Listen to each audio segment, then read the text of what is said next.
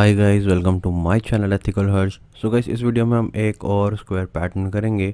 तो अब इसमें हमें क्या प्रिंट करना है यहाँ पे, मतलब मान लो मैं n की वैल्यू है मेरे पास, मान लो 4।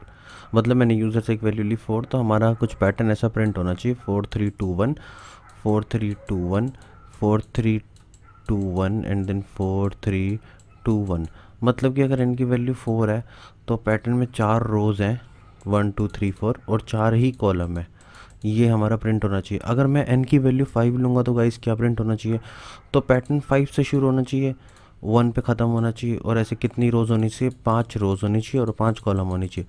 ऐसे ही अगर मैं n की वैल्यू 10 लूँ तो ऐसे ही 10 से शुरू हो, 1 पे ख़त्म हो, और ऐसे ही 10 रोज़ हो और 10 कॉलम्स हो। तो मतलब ये पैटर्न है, अगर आप समझ गए तो बढ़िया, नहीं तो फिर अब एग्जांपल मतलब करवाऊंगा तो और अच्छे से समझ आएगा। ठीक है, तो अब हमें सबसे पहली चीज़ क्या देखनी है।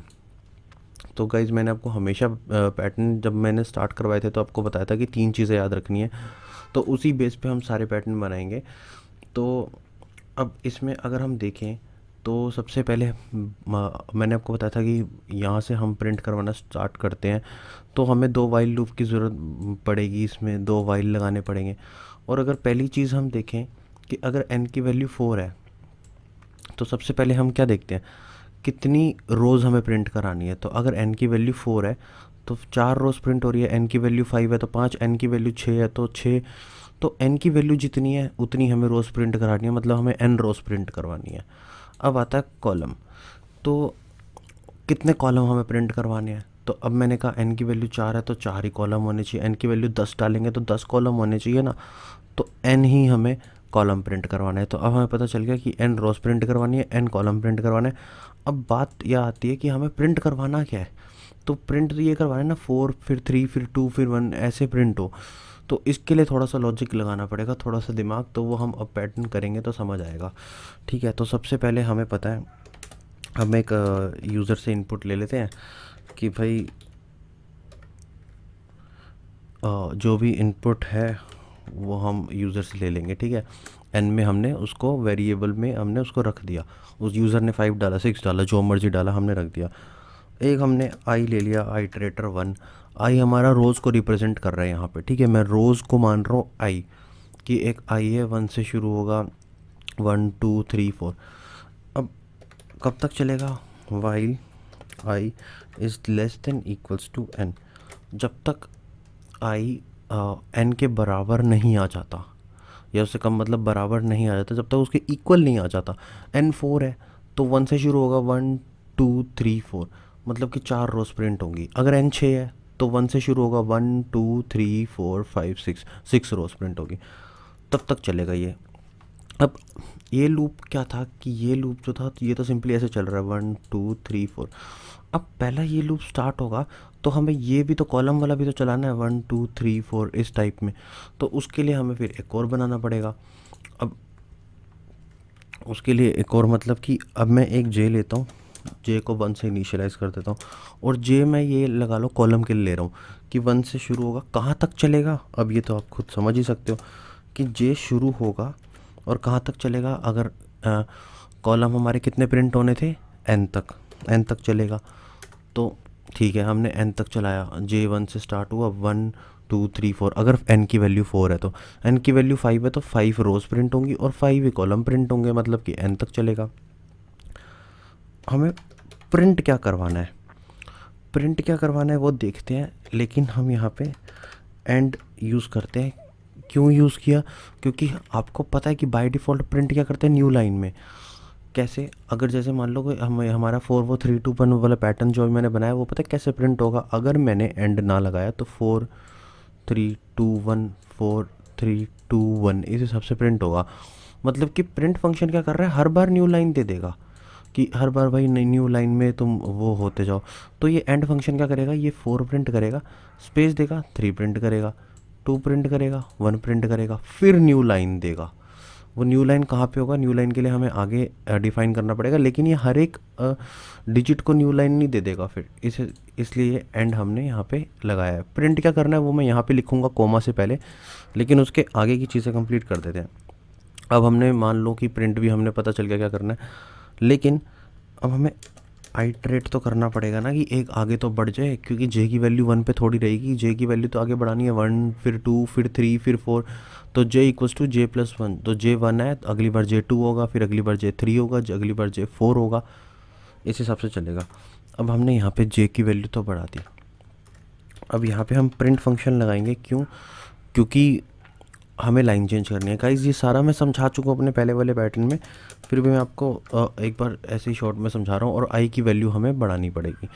अब सब कुछ मैं आपको समझा चुका हूँ, प्रिंट क्या करना है ये हमें देखना है। सो गाइस एक बार पैटर्न यहाँ पे हम अपना बना लेते हैं।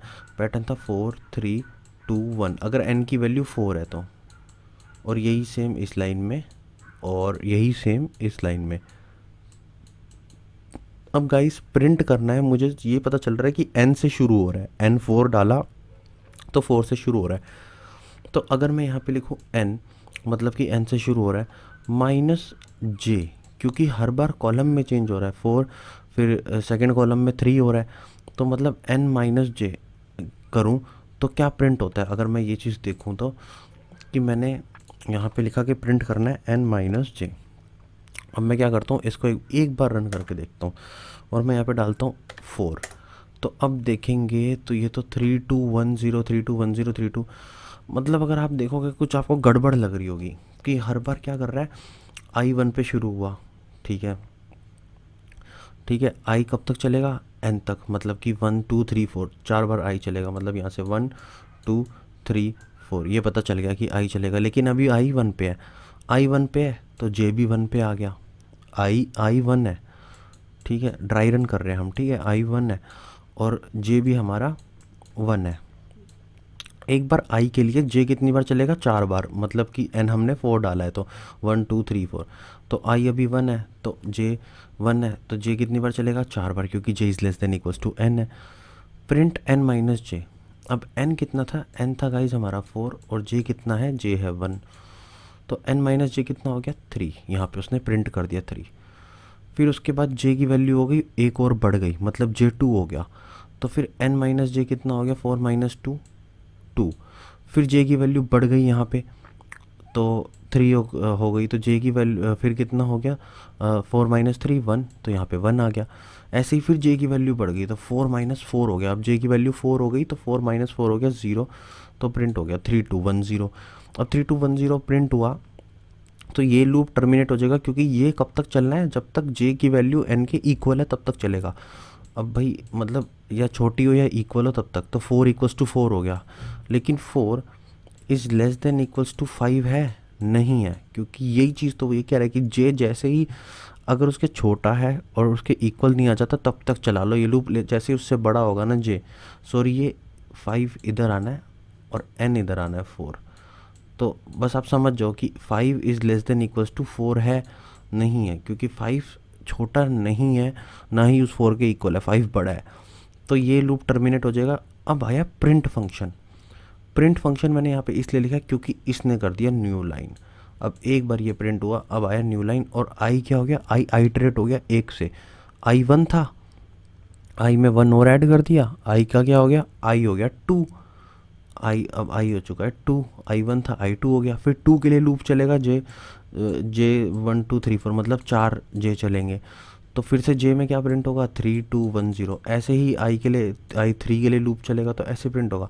अब हमारी गलती हमें ये पकड़नी है, यहाँ पे हो क्या रही, 3210 प्रिंट हो रहा है। भाई ऐसा क्यों हो रहा है? अगर मैं गाइज इसमें एन माइनस जे, अगर मैं इसमें +1 कर दूँ तो क्या होगा, तो यहाँ पे 3 की जगह 4 प्रिंट होना चाहिए, 2 की जगह 3 होना चाहिए, 1 की जगह 2 होना चाहिए और 0 की जगह 1 होना चाहिए। तो ठीक है, ये भी करके देख लेते हैं। अगर आप को थोड़ा सा लॉजिक समझ आ गया होगा, आपको प्रोग्राम ही पूरा समझ आ जाएगा कि ये चक्कर क्या है। बस यहाँ पे फॉर्मूला थोड़ा एक निकालना है।